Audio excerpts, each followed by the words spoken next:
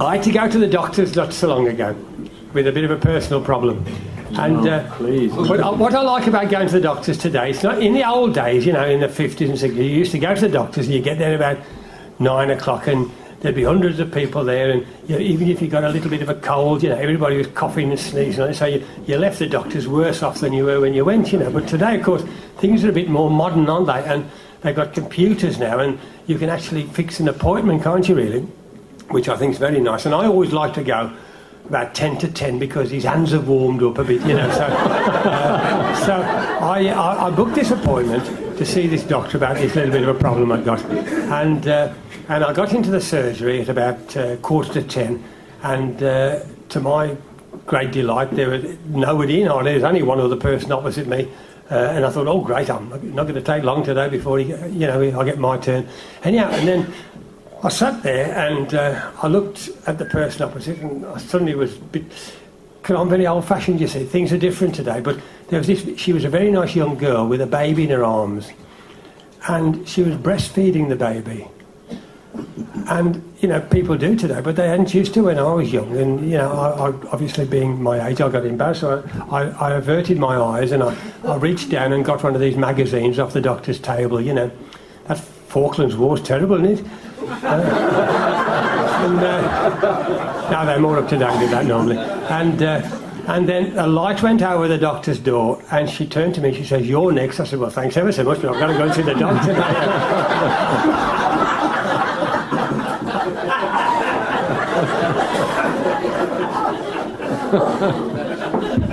And I went into the doctor and I said, "Doctor," he said, "what can I do for you?" I said, "Well, doctor, I've got a little bit of a problem." I said, I think I've got a touch of the piles. And he said, "Oh, right." He said, "Well," but I mean, before, I'll rewind a little bit because I felt I'd got that wrong with me.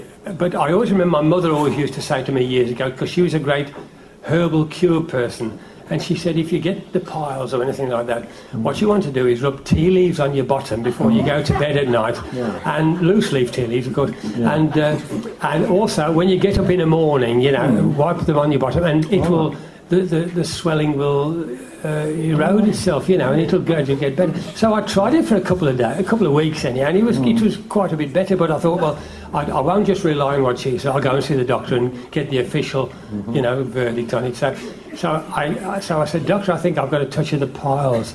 And he said, "Right." He said, "Well, I'll tell you what." He said, "Take your trousers off and take your pants down and bend over."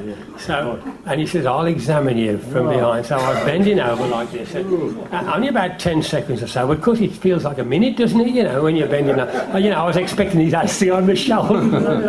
You have a vivid imagination. And it was all quiet for a bit. And I said, "Can you say anything, doctor?" And he said, "Not yet." He said, "But I'll tell you one thing." He said, "You're going to go on a long journey soon."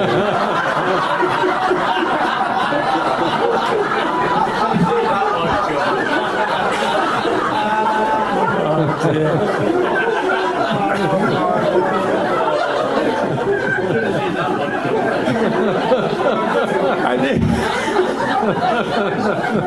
And while I was there, this bloke runs in. He said, "Doctor, this is very urgent. I've just been playing cricket and I've got a cricket ball stuck on my backside." And he said, "How's that?" He said, "Don't you bloody start."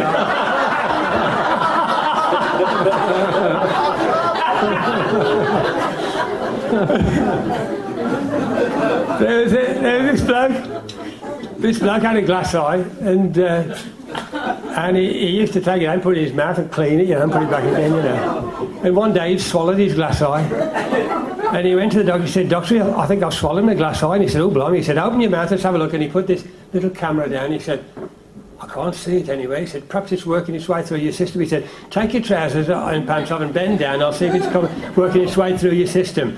And he was examining the bloke like that, and the bloke and the doctor said, the bloke said, "Can you see anything yet, doctor?" He said, "No, I can't see anything yet." He said, "Well, that's funny, I can see you."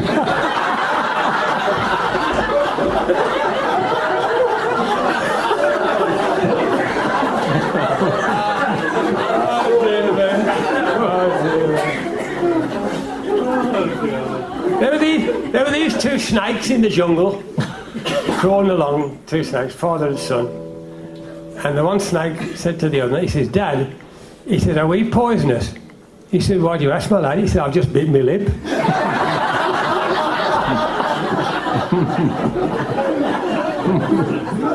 This bloke went to the doctor. He said, doctor, he said, I just can't get any sleep at night these days. He said, I try and lie on my right hand side, and I can't get off to sleep because all I can hear is in my brain is Tom Jones singing the green, green grass at home.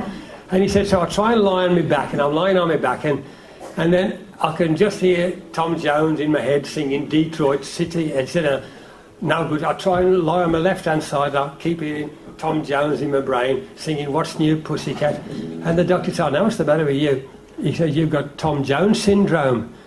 And the bloke said, is this a common disease? He said, well, it's not unusual.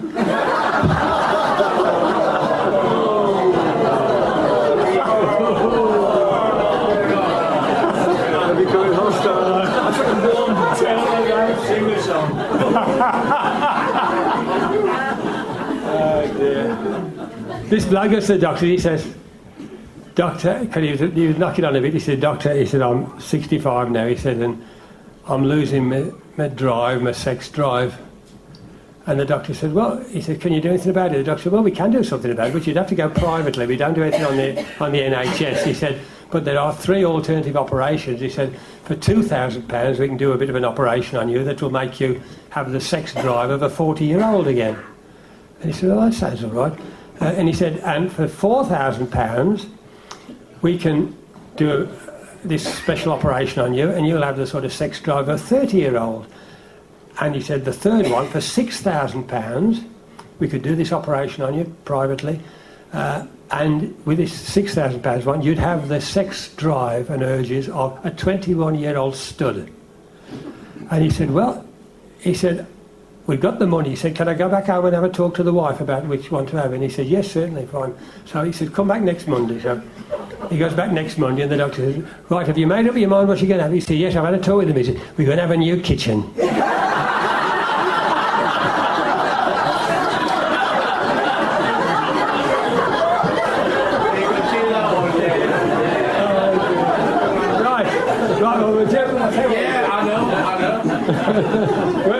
We'll do. Look, we've got to go soon. We've got to go because we said we'd do about an hour after. Because I mean, I'm starting to get on my own nerves a little bit now.